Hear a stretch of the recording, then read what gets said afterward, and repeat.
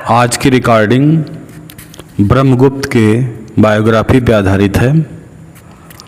ब्रह्मगुप्त का जन्म 598 ईस्वी अर्थात 520 शक संवत 541 विक्रमी संवत में हुआ था।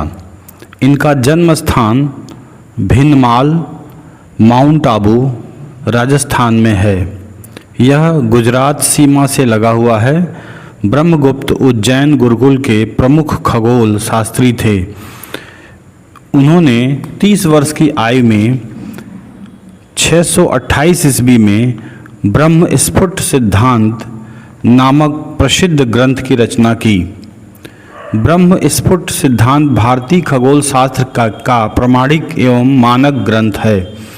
इस ग्रंथ में 24 अध्याय तथा 1080 श्लोक हैं। इस ग्रंथ के अलावा इनका खंड खाद्यकम नामक करण ग्रंथ उपलब्ध है। इसे विशेषकर अंतर्वेशन, इंटरपोलेशन तथा समतल त्रिकोणमिति एवं गोलीय त्रिकोणमिति दोनों में साइन और कोसाइन के नियम उपलब्ध हैं। उपर्युक्त दोनों ग्रंथ भंडारकर प्राच्य विद्या संशोधन मंदिर, पुणे, महाराष्ट्र में देखे जा सकते हैं।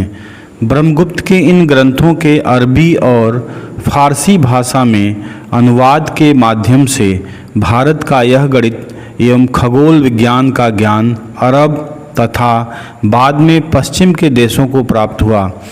ब्रह्मगुप्त के कार्य के प्रमुख बिंदु निम्नलिखित हैं। पहला, वर्गमूल तथा घनमूल ज्ञात करने की सरल विधियां दी हैं। शून्य के गुणधर्म की व्याख्या की है। वर्ग समीकरण के मूल ज्ञात करने की विधि ब्रह्मगुप्त ने दी है, जो इस प्रकार है। आपको वीडियो में एक श्लोक दिखाई देगा। उसका अर्थ है, माना कि वर्ग समीकरण ax² + bx = c है, तब इसका सलूशन x √b² + 4ac √ से बाहर -b/2a। वर्तमान में प्रचलित सूत्र तथा इस विधि में समानता स्वयं स्पष्ट है। चौथा, चौथा उसमें उनके जो प्रमुख बिंदु हैं उनमें पहला, दूसरा, तीसरा हमने बोल दिया। चौथा के रूप में है N x² + c = y²। इस प्रकार के द्विघाती अनिधार्य समीकरणों को हल करने के लिए ब्रह्मगुप्त ने दो पूर्व प्रमेयों लेमा का प्रयोग किया है। बाद में इन पूर्व प्रमेयों को आयलर और लैग्रेंज ने भी स्वतंत्र रूप से आविष्कृत किया है। पांचवा, ब्रह्मगुप्त का ज्यामिति के क्षेत्र में विशेष योगदान है। इन्होंने त्रिभुज तथा चक्री चतुर्भुज के क्षेत्रफल ज्ञात करने का सूत्र दिया है, जो इस प्रकार है। फिर से आपको एक श्लोक दिख रहा है। उसका अर्थ है, भुजाओं के योग के आधे को 4 बार लिखकर भुजाएं घटाएं, इन्हें गुणा कर वर्गमूल निकालें। चक्री चतुर्भुज का क्षेत्रफल √s - a s - b, ये सब ब्रैकेट में दिया हुआ है, s-c ब्रैकेट बंद, फिर s-d ये भी ब्रैकेट में है, और सब का अंडर रूट निकाला गया, अर्थात अंडर रूट के अंदर ही है। जहाँ ABC चक्री चतुर्भुज की भुजाएं हैं तथा 2s यानी perimeter a + b + c + d है, यानी s जो है हाफ पेरीमीटर है और 2s पेरीमीटर है। हम सभी को ज्ञात है त्रिभुज का क्षेत्रफल, जिसको हीरोन्स फार्मूला कहते हैं। बताइए, हीरोन्स विदेशी हैं, राइटर्स हैं, जबकि ब्रह्मगुप्त ने बहुत पहले ही त्रिभुज का क्षेत्रफल दिया √s - a s - b s - c, तथा इसमें भी perimeter 2s = a + b + c होता है। बताइए, हम सभी लोग इसको हीरोन फार्मूला से जानते हैं, जबकि ब्रह्मगुप्त ने इसका खोज किया था। छठवां, चक्री चतुर्भुज की भुजाएं ज्ञात होने पर उनके कर्णों की लंबाइयां ज्ञात करने का सूत्र उन्होंने ही दिया था, जो इस प्रकार है।